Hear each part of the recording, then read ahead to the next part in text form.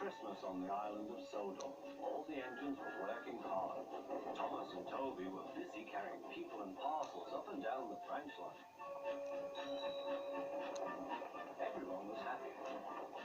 Only the coaches, Annie and Clarabelle, were complaining. It's always the same before Christmas, they groaned. We feel so full. We feel so full. Oh, come on, said Thomas. Where's your festive spirit? Christmas Day is almost here. By the side of the track was a lonely little cottage with a familiar figure waving to them. It's Mrs. Kindly, whistled Thomas. Peep, peep, Happy Christmas. Thomas always felt better for seeing her. Christmas just wouldn't be Christmas without Mrs. Kindly. When work was over, Thomas went to see the other engines. All their coats had been polished. Ha, said Gordon, just look at us. Your driver will have to work fast to get you as smart as us. Never mind that, replied Thomas. I've something important to say. Do you realize it's a whole year since Mrs. Kindly saved us from a nasty accident? You remember when she was ill in bed and... Yes, of course, interrupted Edward.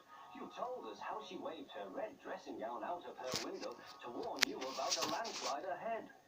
And you and Toby gave her presents, Percy joined in. And the Fat Controller sent her to Bournemouth to get better. What, said James and Henry together.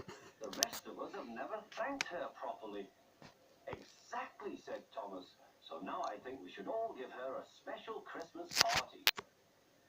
Everyone was getting very excited, and the drivers felt sure that the Fat Controller would agree, as indeed he did. The engines were all busy making plans when silence fell. The Fat Controller had bad news.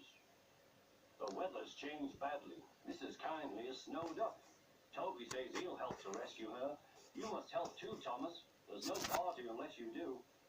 Thomas hated snow, but he said bravely, I'll try, sir. We must rescue her. We must.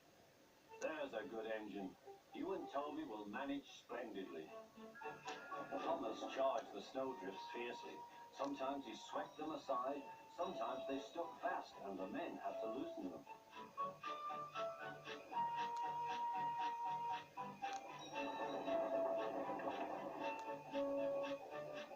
But at the cutting near the cottage, they could go no further. Look at that, exclaimed Thomas's fireman. Peep, peep, peep, here we are, whistled Thomas. An answering wave came from an upstairs window. Then they heard a familiar sound. That's Terence, said Thomas. He's come to help too. Sure enough, Terence had a snowplow and was working hard to clear a path to the railway line in safety. At long last, the rescue was complete. Percy took the tired workmen home. Terence said goodbye to Mrs. Kindly and promised to take care of her cottage as he watched them all set off.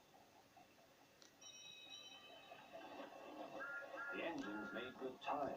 No more snow had fallen, but the yard was dark. Thomas's heart sank.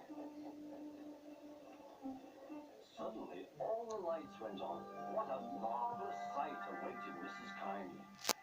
Well done, said the Fat Controller. I'm really proud of you all. Mrs. Kindly especially thanked the smaller engines. Thomas and Toby are all friends, she said. And now, Percy, you are my friend too. Percy was very pleased. 3 cheers for Mrs. Kindly, he called. Peep, peep, peep. They all whistled. We wish you a Merry Christmas. We wish you a Merry Christmas. We wish you a Merry Christmas and a Happy New Year. Thomas the Tank Engine and his friends thought it was the best Christmas ever, and Mrs. Kindly could think of nowhere she would rather live than here with them on the island of Sodor.